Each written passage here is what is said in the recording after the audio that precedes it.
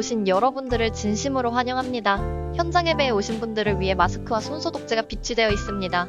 예배당 현장 소독을 하고 있으며 특별히 예배 중에서도 24시간 대형 청정환기 시스템을 설치하였습니다. 공기 청정기 내에 UV로 강력한 바이러스 살균 시스템을 갖추고 있습니다. 설교자는 마스크를 쓰고 예배를 진행하며 예배 후에도 대형 환기 서큘레이터로 환기를 하고 있습니다. 현장 예배의 예방과 안전을 위하여 최선을 다하는 송도교회가 되겠습니다. 편안하고 행복한 현장 예배가 되기를 바랍니다. 감사합니다.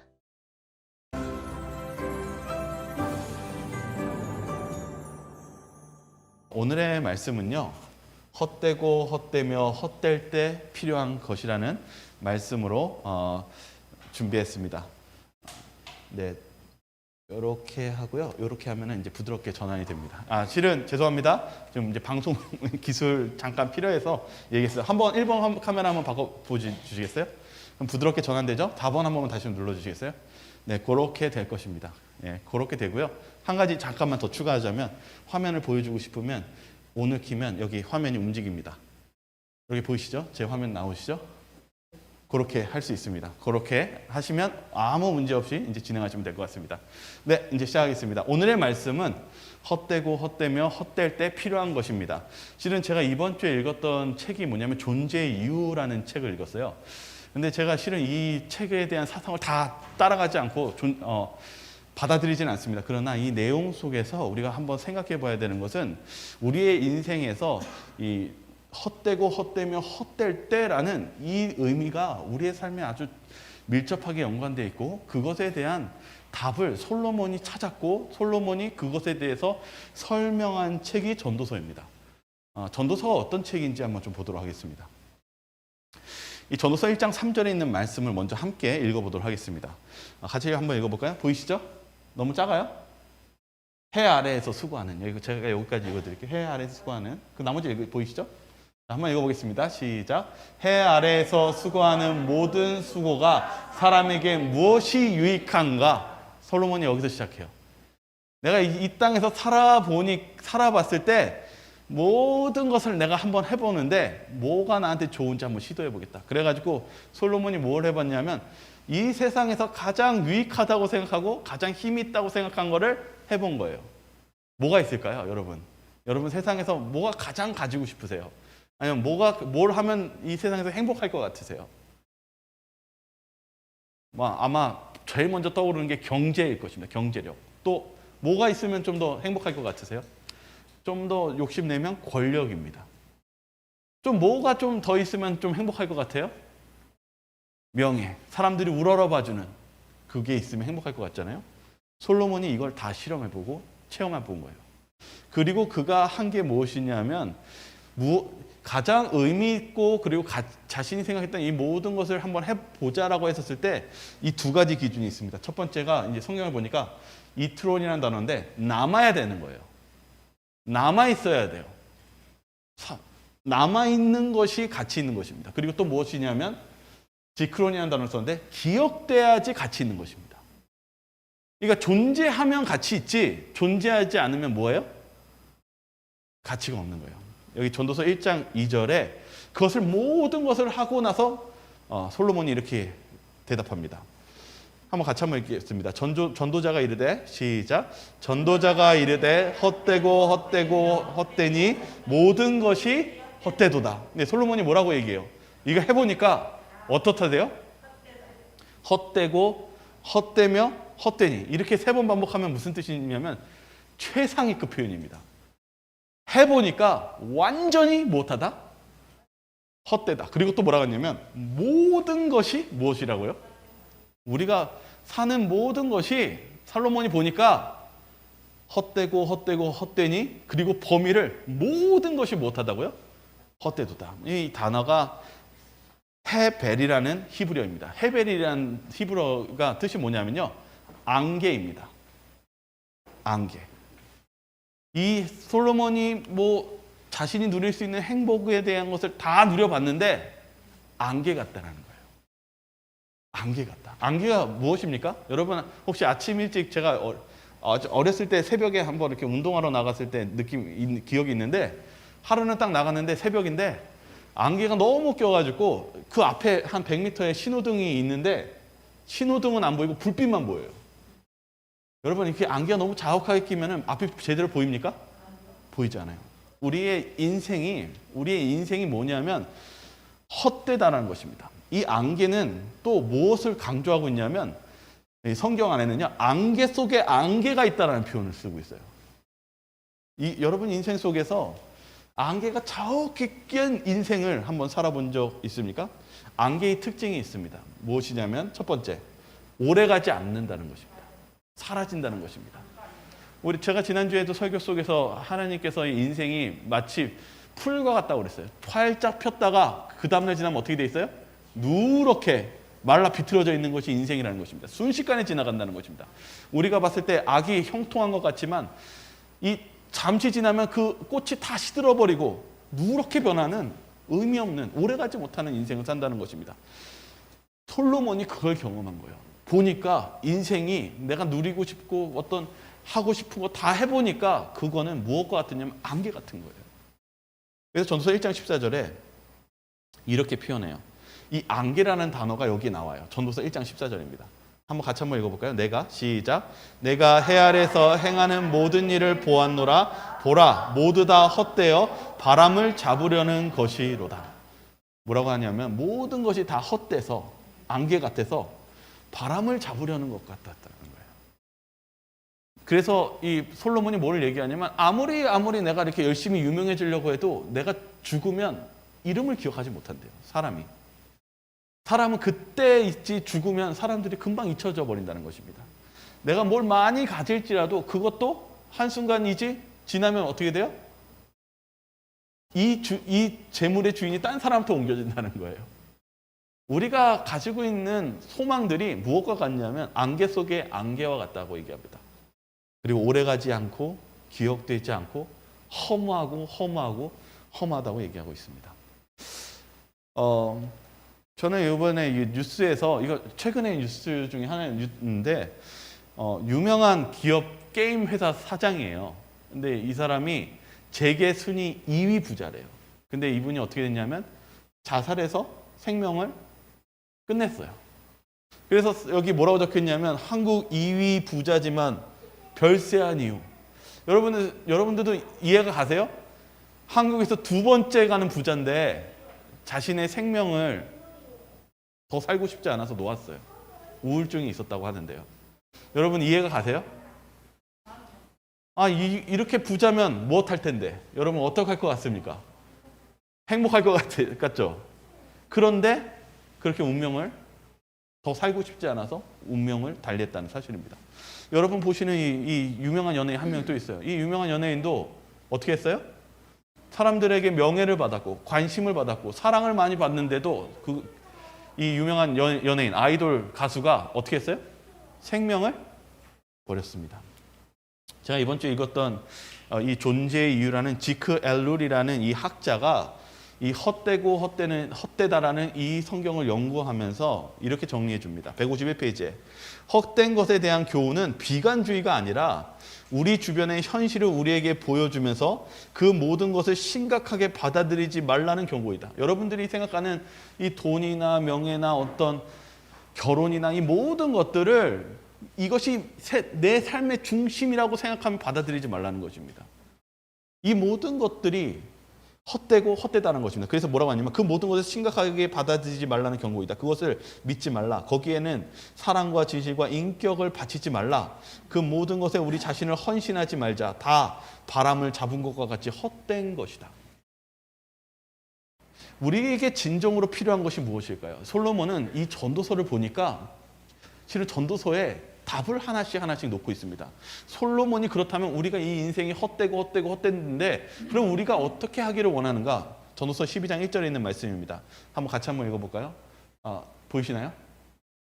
시작. 너는 청년의 때에 너희 창조주를 기억하라. 곧 공고한 날이 이르기 전에 나는 아무 낙이 없다고 할 해들이 가깝기 전에. 뭐라고 하고 있습니까? 청년의 때나 내 이제 운명의 시간이 가까울 때나 그리고 내가 기쁨이 없다고 생각하기 전에 누구를 기억하래요? 네, 솔로몬은 알고 있었어요. 이게 지혜입니다. 세상이 가지고 있는 지혜는요, 낙이 없어요. 결론은요. 허무해요. 가진 것이 많았다고 행복할 줄 알았는데 재벌 2세래요. 두 번째 가는 재벌도 못해요? 행복하지 않아서 우울증에 걸려서 생명을 버립니다. 관심이 많았던 아이돌로서 성공했다고 믿었는데 우울증과 그런 것, 낙담 속에서 생명을 버립니다. 그런데 솔로몬은 뭘 하냐면 그걸 다 경험해 봤는데 헛되는데 모든 것이 헛됐다라고 결론을 짓습니다. 그런데 우리에게 유일한 희망이 있는데 그것은 누구를 기억하는 거예요? 창조주를 기억하라. 이게 지혜입니다. 세상의 지혜와 하나님의 지혜가 다르다라는 것입니다. 하나님의 지혜가 뭐가 다른지도 봐야 됩니다. 근데 좀만 더 보겠습니다. 전도서 12장 12절과 14절입니다. 여기 또 좀 더 설명이 있습니다. 한번 같이 읽겠습니다. 내 아들아, 시작. 내 아들아, 또 이것들로부터 경계를 받으라. 많은 책들을 짓는 것은 끝이 없고 많이 공부하는 것은 몸을 피곤하게 하느니라. 일의 결국을 다 들었으니 하나님을 경외하고 그 명령들을 지킬지어다. 이것이 모든 사람의 본분이니라. 솔로몬이 뭐라고 했냐면 세상의 지혜는 끝도 없고 그리고 우리를 피곤하게 만든대요. 세상의 지혜는요. 그런데 뭐라고 얘기하냐면 하나님을 경외하고 그 명령을 지킬지어다 라고 얘기하고 있습니다. 솔로몬은 알고 있었어요. 세상의 지혜는 허무하고 우리에게 어떤 것도 주지 않는다는 것을요. 그러나 솔로몬은 얘기합니다. 하나님의 지혜에는 우리가 경외할 필요가 있고 그것을 지킬 필요가 있다라고 얘기하고 있습니다. 제가 미리 좀 답을 얘기했지만은 뭐냐면요. 하나님의 계명을 지키고 하나님의 율법에 따르라는 것입니다. 때로는 우리가 왜 이런 문제에 직면하냐면 여러분 저도 이렇게 교우님들 만나거나 어떤 친항하는 사람들이 이렇게 고민돼서 이렇게 얘기할 때 이런 얘기 하거든요. 목사님, 안식일 지킨다고 밥 먹여줘요? 이렇게 얘기할 때가 있어요. 목사님, 세상이랑요, 지금 신앙은요, 달라요. 목사님, 이렇게 얘기할 때가 있습니다. 그런데 여기 솔로몬은 바로 이 이야기를 합니다. 세상의 지혜가 아니라 하나님의 지혜를, 하나님의 명령을 지킬 필요가 있다라고 얘기하고 있습니다. 이제 좀 볼게요.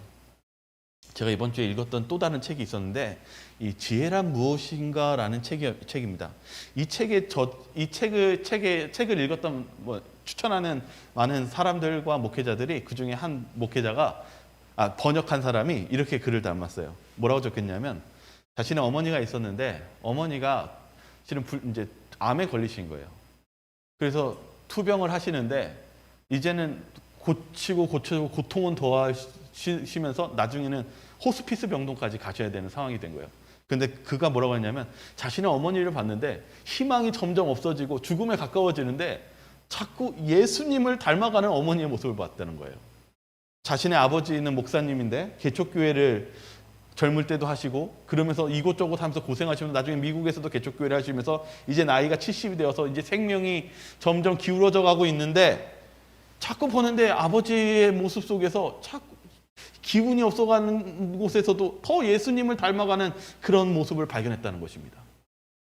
지혜가 무엇인가라는 책에서 그는 이 책을 읽으면서 그의 삶 속에 하나님의 지혜가 무엇인지를 깨달으면서 쓴 이야기입니다. 이해가 안 가시죠? 그런데 하나님의 지혜는 뭔가 다르다는 것입니다. 어떤 게 세상의 지혜와 하나님의 지혜가 다른 것일까요? 여기 전도서 3장 11절에 하나님께서는요, 우리에게 어떤 마음을 원하도록 심어 놓은 게 있대요. 전도서 3장 11절 한번 읽어볼까요? 시작. 하나님이 사람들에게는 영원을 사모하는 마음을 주셨느니라. 여러분, 우리가 삶 속에서요, 아무리 솔로몬이 이 세상적인 지혜와 세상적인 쾌락을 추구하며 살아봤는데 결론은 뭐냐면 허무였어요. 헛된 것이었어요. 암기예요. 곧 이따 사라지고 남지도 않는, 기억에 남지도 않는 허무함이었어요. 그런데 하나님이 그 안에 빈 공간에 무엇을 찾고 싶어하는 마음을 심어 넣어줬냐면 뭘 심어 넣어줬대요? 영원을 사모하는 마음을 심어 주었대요.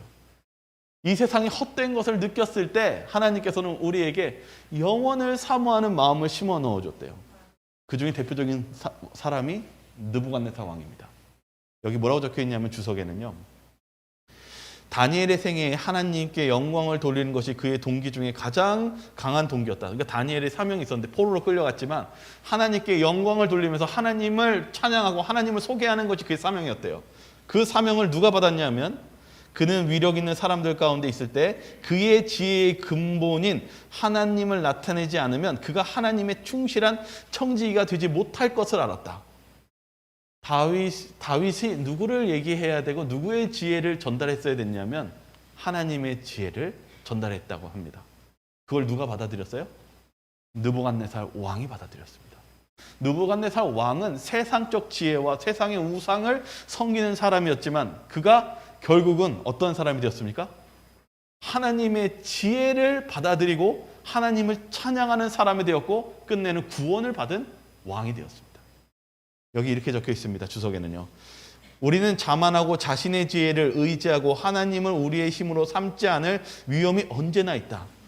우리들이 사단의 계략을 잘 아는 것보다도 더 사단을 당황하게 하는 것은 없다. 만약 우리가 우리 자신의 위협을 느낄 수 있다면 느헤미야처럼 기도의 필요성을 느낄 것이며 우리는 위험 중에서도 우리의 안전을 주시는 확실한 방어책을 얻게 될 것이다. 만약 우리가 부주의하고 무관심하면 사단의 계략으로 틀림없이 우리는 정복할 것이다. 우리는 깨어 있어야 한다.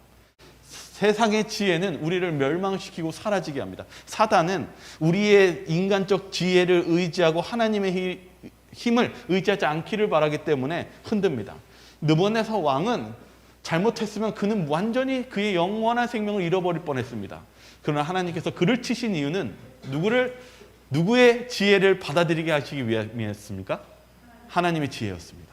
하나님의 지혜를 통해서 하나님께 기도하고 구할 때 하나님께서는 그를 보호해 주시고 그에게 구원의 길로 이끄시는 그 섭리를 주실 것이었기 때문입니다.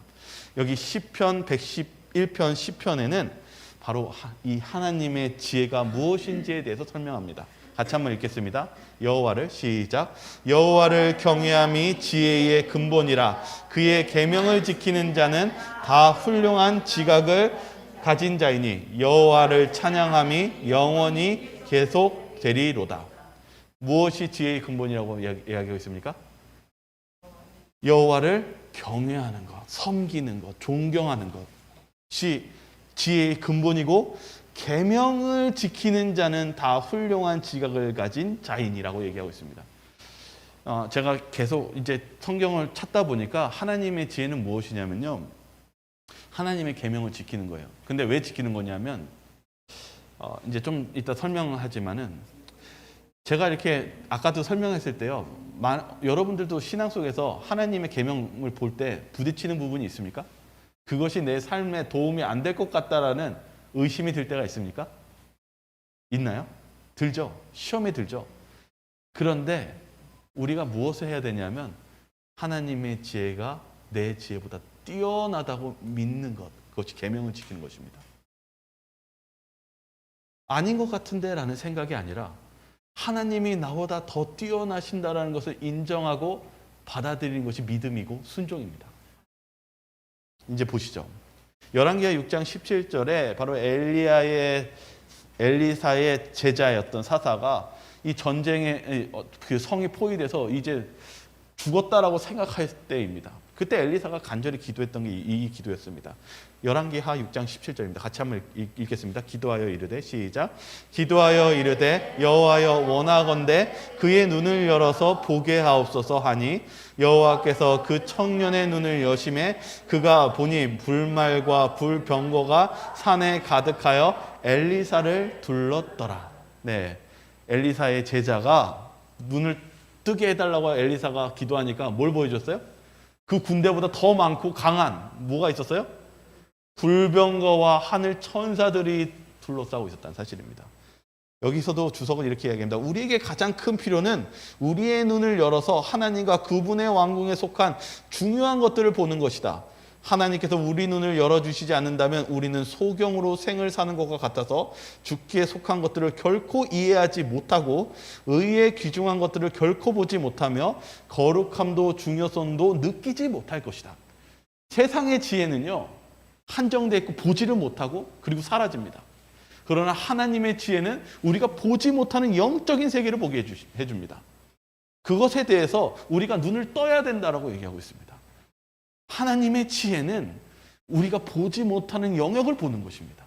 여기 그 부분에 대해서 뭐라고 적혀있냐면 주석에서도 영적인 것을 분별하고, 여기 제가 읽어드릴게요. 처음부터 다시요. 참된 지혜는 영혼까지 있을 보아이다. 세상에서 소위 지혜롭다고 하는 사람들은 자기들의 평가 기준대로 생각할 때만 지혜롭다. 세상 지혜를 얻는 것으로 만족하는 사람들은 절대로 하나님의 동산에 들어오지 않고 거룩한 말씀 속에 담긴 보배로운 지혜와 친숙해지지 않는다. 그들은 하나님의 책에 대한 멸시감을 품고 있다. 그 영적인 것은 이라고 얘기하고 있어요. 영적인 것. 세상의 지혜는 영적이지 않습니다. 그리고 하나님의 말씀을 무시합니다. 그러나 하나님의 지혜는 하나님과 친숙해지고 하나님의 지혜는 영적인 것을 포함하고 있습니다. 그래서 우리의 지혜는 우리의 스펙트럼을 넓혀서 하나님의 그 영적인 부분까지 바라보는 것, 그리고 하나님께서 그것을 하나님의 지혜를 통해서 그것이 이루어진다는 이 언약적 약속을 믿으면서 나가야 된다는 것입니다. 좀만 더 읽을게요. 영적으로라야 분별이 가능하기 때문에 신구약 성경의 웅장하고 깊은 진리는 그들에게 애매모호하기 그지없는 것이다. 그들은 여호와를 경외하는 것이 지혜의 근본이며 그것 없이는 지혜의 학문이 별로 가치가 없다는 것을 배울 필요가 있다. 우리가 배울 필요가 있습니다. 실은요. 솔로몬이 그렇게 쾌락적으로 모든 걸 살아보니까 거의 늦지막한 나이에 헛되고 헛되면 헛되다라고 얘기했던 이유는 마지막에 깨달은 것입니다. 누구 없이는 우리가 존재할 수 없고 살 수 없고 희망이 없는 것입니까? 하나님 없이는요. 솔로몬이 마지막에 은혜 받은 거예요. 실은요. 죽을 뻔했어요. 솔로몬도요. 근데 나중에 깨달아서 보니까 누구를 경외하는 것이 지혜의 근본이었던 거예요? 하나님을 경외하는 것이 지혜의 근본이었던 거예요. 그것을 지금 얘기하는 것입니다. 그리고 우리의 삶 속에서 그런 영적인 세계를 깨닫는 것이 지혜를 확장하고 그리고 참된 지혜를 얻는 길이라는 것을 지금 얘기하고 있다는 사실입니다. 이 부분을 좀 이해를 돕기 위해 예화를 하나 들려드리겠습니다. 실제 있었던 사람인데 이분은 미국 국무장관을 역임했던 다니엘 웹스터 변호사입니다. 굉장히 유명한 변호사면서 국무장관을 했던 정치인입니다. 그가 하루는 그 사람들 앞에서 하나님을 믿는 것을 간증을 했습니다. 그러자 한 기자가 이렇게 얘기했습니다. 뛰어난 지성인인 줄 알았던 당신이 이런 말을 하다니 매우 당황스럽습니다.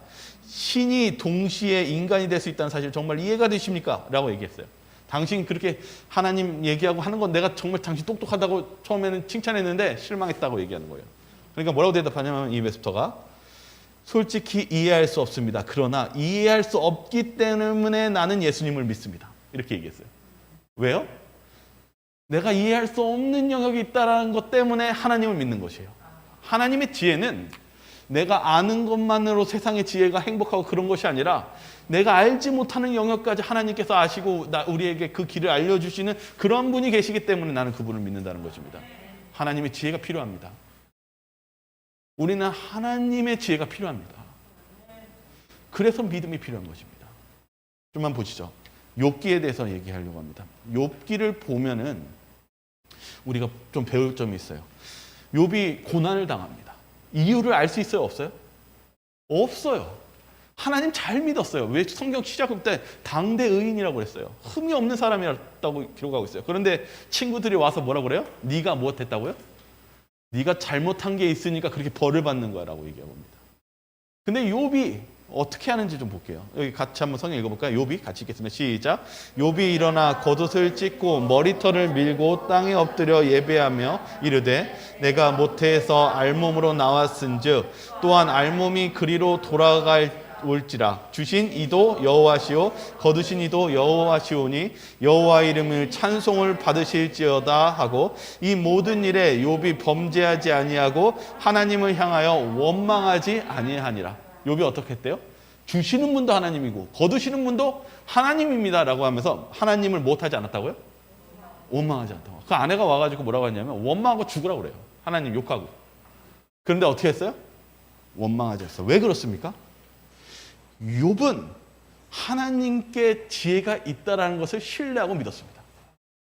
하나님이 옳으셔. 내가 모르지만 하나님은 선한 분이시고 분명한 이유가 있다라고 나는 믿기 때문에 그분은 원망하지 않습니다. 라고 한 것입니다. 하나님께서는 우리가 세상의 지혜로 사는 것이 아니라 하나님의 지혜로 살기를 원합니다. 여기 이 성경에 이 엘로힘이라는 단어가 있습니다. 하나님을 부를 때요. 근데 이 책은 뭐라고 얘기하고 있냐면 이 엘로힘이라는 뜻 중에 하나가 미지의 하나님이라고 얘기하고 있어요.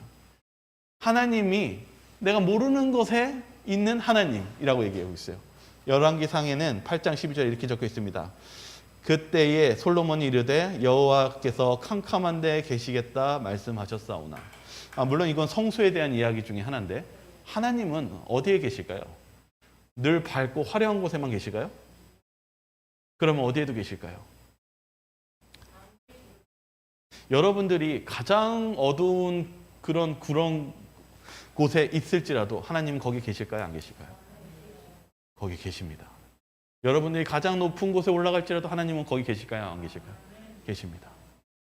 하나님은 우리가 어떤 죄악 속에 있을지라도 그곳에 우리를 도와주시기 위해서 함께 계신다는 사실입니다. 이것을 생각하시면서 하나님의 지혜를 좀 보시기 바랍니다. 전도서 3장 11절입니다. 하나님이 같이 읽겠습니다. 시작. 하나님이 모든 것을 지으시되 때를 따라 아름답게 하셨고 또 사람들에게는 영혼을 사모하는 마음을 주셨느니라. 그러나 하나님이 하시는 일에 시종을 사람으로 측량할 수 없게 하셨도다. 하나님의 지혜는 우리가 다 하나님을 측량할 수 있다고요? 없다고요? 없어요. 여러분, 하나님의 지혜는 우리의 지식의 수준을 넘어가시는 분이십니다. 때로는 우리가 이해하지 못할 때가 있어요. 아니, 안식일을 지키라고요? 11금을 드리라고요? 아니, 다른 사람에게 선행을 베풀라고요? 오리를 하면 십리를 가라고요? 그것이 어떻게 제가 할 수 있고 이것은 손해보는 건데 주님, 제가 그렇게 살라고요? 그러나 하나님의 지혜는 인간의 지혜보다 뛰어나다는 사실을 잊지 마시기 바랍니다. 그렇기 때문에 주님을 신뢰하고 믿음으로 순종하시기 바랍니다. 여기 이사야서 55장 8절 읽겠습니다. 시작. 이는 내 생각이 너희의 생각과 다르며 내 길은 너희의 길과 다름이니라. 여호와의 말씀이니라. 네, 하나님의 지혜는 여러분의 생각과 다릅니다. 그러나 한 가지 사실은 믿고 기억하시기 바랍니다. 하나님께서는 여러분을 위해서 그 길을 제시하신 것이라는 사실입니다. 그것을 믿고 순종하며 나아가시기 바랍니다. 나머지 일은 하나님이 하십니다. 전도서 7장 4절에 있는 말씀입니다. 여기 같이 한번 읽겠습니다. 지혜자의 마음은 시작. 지혜자의 마음은 초상집에 있으되 우매한 자의 마음은 혼인집에 있느니라. 네, 여기 저는 이제 이번 주에 또 지혜란 무엇인가라는 책을 읽으면서 뭘 느꼈냐면 마음의 상태가 어떠냐에 따라서 참된 지혜자와 우매한 자와의 차이가 있다고 합니다. 지혜로운 자는 뭐라고 있대요? 마음에요? 무엇이 있대요? 초상집이 무엇입니까? 죽음입니다. 근데 우매한 자는 마음에 어디에 있어요? 항상요? 혼인집. 혼인집이 어때요? 기분이요? 좋죠. 싱글벙글하죠. 우매한 사람은 항상 내 날이 행복하고 항상 좋을 거라고 하면서 뭐 그런 거 상관없이 탱자탱자 논다는 것입니다. 그런데 지혜로운 자는 자신의 마음에 뭐가 있대요? 초상집이 있대요. 전도서 7장 2절 한번 더 읽겠습니다. 초상집에 가는 것이 시작. 초상집에 가는 것이 잔치집에 가는 것보다 나으니 모든 사람의 끝이 이와 같이 됨이라. 산 자는 이것을 그의 마음에 둘지어다. 솔로몬이 얘기합니다. 초상집에 있는 것이 혼인집에 있는 것보다 뭐 하다고요? 더 낫대요. 어떻게 생각하세요, 여러분? 여러분들은 혼인집에 있고 싶습니까? 초상집에 있고 싶습니까? 그런데 솔로몬은 얘기하는 게 우리의 마음이 초상집에 있는 게 낫다라는 거예요. 이게 뭐라고 적혀 있냐면 233페이지에 죽음을 인식하는 것은 모든 찰나의 순간 헤벨, 아까 나왔죠? 안개, 허무하다. 죽음을 인식하는 것은 헤벨을 느낀 거예요. 허무감. 내가 이렇게 살다가는 무엇하겠다? 허무하게 죽겠구나, 이렇게 살다가. 거기에 그것을 느끼는 순간에 생명이 들어올 수 있다는 거예요. 솔로몬이 내가 살아보니까 헛되니 모든 것이 헛되다고 했을 때가 그가 하나님께 돌아가고 하나님의 지혜를 택함으로써 구원을 받을 수 있었던 길이었다는 사실이에요. 여러분 인생이 너무 즐겁고 쾌락적인 게 좋다고 탱자탱자 그것을 즐기지 마시기 바랍니다. 하나님은 뭐라고 얘기했냐면 우리가 그것이 허무하다고 느낄 때가 구원할 수 있는 하나님이 역사할 수 있는 그러한 때라는 사실을 잊지 마시기 바랍니다. 여기는 이렇게 적혀 있어요. 전도서의 깊이는 영혼과 순간 헤매를 연결하고 죽음과 삶을 이어붙이는 데 있다. 우리가 이 허무감을 느낄 때가 바로 죽음과 삶을 이어붙이는 징검다리 역할을 할 수 있는 그런 작용을 한다고 얘기하고 있습니다. 그래서 아까 뭐라고 했어요? 젊을 때, 내가 고통이 이를 때, 그리고 나에게 낙심이 될 때 누구를 기억하라? 창조주를 기억하라. 여러분 힘들 때, 허무감을 느낄 때 창조주를 기억하시기 바랍니다. 그러한 하나님의 지혜를 보여주신 분이 예수님입니다. 예수님이 이 땅에 오셔서 바로 하나님을 알게 하시고 하나님의 지혜를 보여주셨습니다. 그리고 사람들에게 하나님이 어떠한 분인지를 보여주시고 그리고 무엇 하셨습니까? 우리를 위해 십자가에 달려 돌아가셨습니다. 많은 사람들은 인간의 세상적 지혜로 예수님을 봤기 때문에 이것이 다 끝났다고 생각했어요. 예수님이 돌아가셨어요. 그러나 하나님의 지혜는 어떠한 지혜입니까? 우리가 생각하는 그 이상의 놀라운 힘과 구원을 보여주신 것이 하나님의 지혜입니다. 예수님은요, 우리에게 왜 하나님의 지혜를 선택하라고 말씀하실까요? 하나님의 지혜는 무엇이 있습니까? 실은 영생이 있습니다. 주님이 보여주신 이 하늘의 지혜를 제자들과 우리에게 그런 주님을 받아들이시기를 원하시는 그 뜻이 여기 있습니다. 여기 에베소서 1장 17절과 19절에 있는 말씀입니다. 같이 한번 읽어보겠습니다. 우리 주 시작. 우리 주 예수 그리스도의 하나님 영광의 아버지께서 지혜와 계시의 영을 너희에게 주사 하나님을 알게 하시고 너희의 마음의 눈을 밝히사 그의 부르심의 소망이 무엇이며 성도 안에서 그 기업의 영광의 풍성함이 무엇이며 그의 힘의 위력으로 역사하심을 따라 믿는 우리에게 베푸신 능력의 지극히 크심이 어떠한 것을 너희에게 알게 하시기를 구하노라. 주님은 무엇 하시기 원하냐면 알게 하기를 원한다고 합니다. 하나님의 지혜는 실은 우리 스스로가 알 수가 없습니다. 누가 주시지 않으면 알 수 없을까요? 하나님이 주시지 않으면 알 수 없어요. 예수님이 그래서 이 땅에 오셨습니다. 우리가 예수님을 알아야지만이 하나님을 알 수 있습니다. 그리고 그분을 알게 하시기 원하셔서 주님이 내려오셨다는 사실입니다. 우리가 그 축복을 받아들여야 되지 않겠습니까? 여기 전도서 3장 1절에 이 성경절이 하나 있는데요. 한번 읽어보겠습니다. 범사에 시작. 범사에 기한이 있고 천하 만사에 다 때가 있나니. 이 책은요, 학자는요, 두 가지 의미를 가지고 있대요. 첫 번째는 여러분이 고통을 당하고 때로는 그 허무한 그것을 경험할 때는 그것이 절대로 무의미한 시간은 없다라는 거예요. 여러분 그 시간이 막 괴로운 시간이라고 해서 막 버리려고 하지 마시기 바랍니다. 그 시간은 무의미한 시간이 아니라는 것입니다. 그리고 또 두 번째, 그 시간은 어떠한 시간이냐? 반응해야 할 시간이라고 얘기하고 있습니다. 솔로몬은 그 시간을 무의미하게 시간을 받아들이지 않고 허무감을 느꼈을 때 무엇했습니까? 늦었지만 반응했습니다.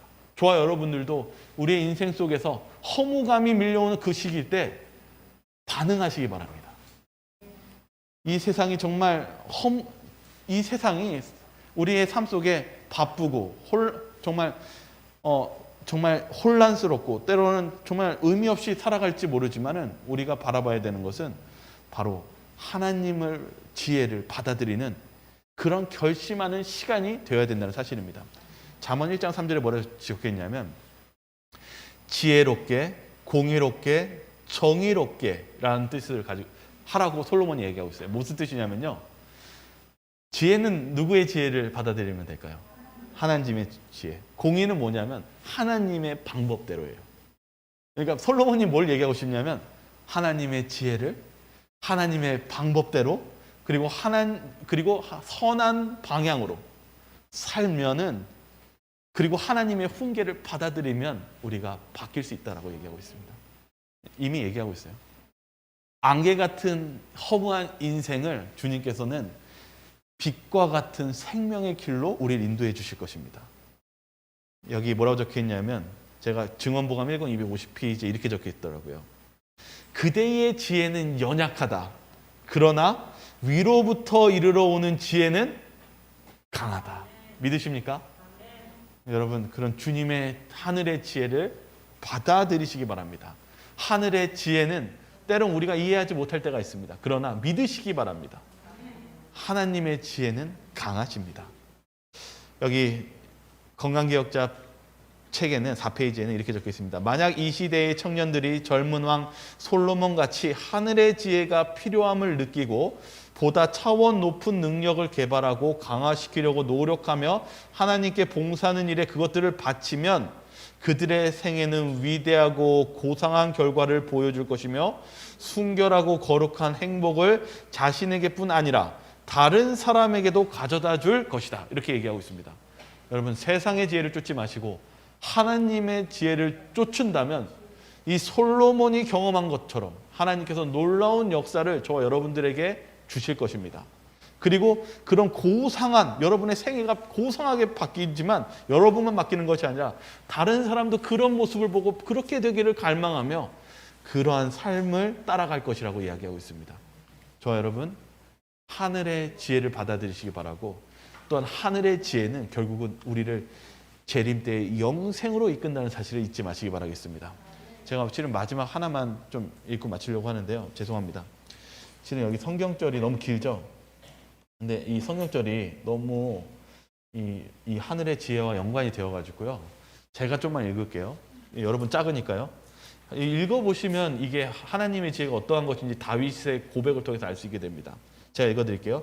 여호와여, 주께서 나를 살펴보셨으므로 나를 아시나이다. 주께서 내가 앉고 일어섬을 아시고 멀리서도 나의 생각을 밝히 아시오며.